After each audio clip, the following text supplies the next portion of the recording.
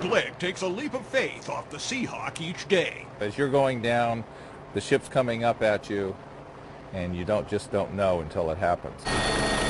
It happens up to 15 miles offshore, where mistakes can mean disaster. If the ship is rolling really bad or pitching, it gets really interesting. If it's rolling too much, it's going to be uncomfortable, and if it's uncomfortable, we don't consider it safe. Safety is critical for 16 Columbia River bar pilots who rely upon the Seahawk to get to work. There's certainly a danger to what I do. It's certainly not something that I focus on. It's just a part of it that I know is there. When the helicopter can't fly, which is about a third of the time, that's when the pilot boat, the Chinook, goes into service.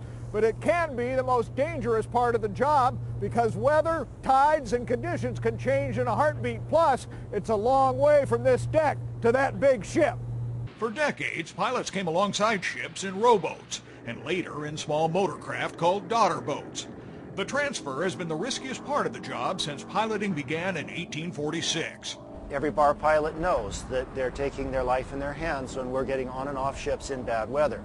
Since 2001, the Chinook has been the water workhorse across Columbia's pounding bar. The boat is buoyant, watertight, and can reach 35 miles an hour. It's a matter of timing. You know, the boat's coming up and down, and the ship's moving, and everything's going like that, and it's a little like ballet. Everything comes together.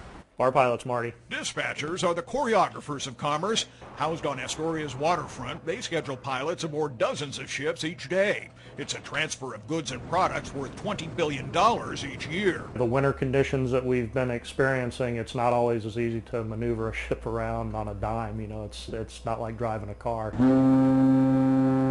Pilot Robert Johnson is outbound on board the Aurora Ace. Starboard 20. Starboard 50. He has plenty of high-tech tools at his fingertips, but says local knowledge of the narrow bar is his biggest asset. I can literally just look out the window and I know exactly where I am.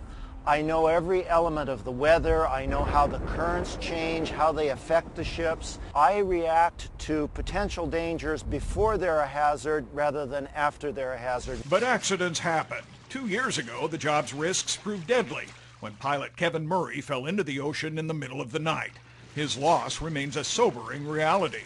Kevin was getting off on a bad night.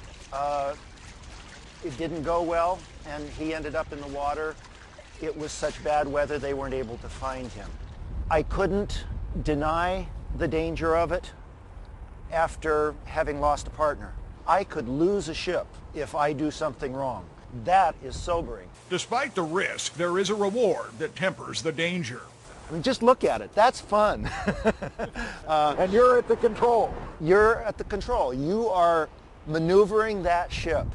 And you know, it's huge. So the satisfaction is huge also. Satisfaction measured by coming home safely from one of the most dangerous places on the planet.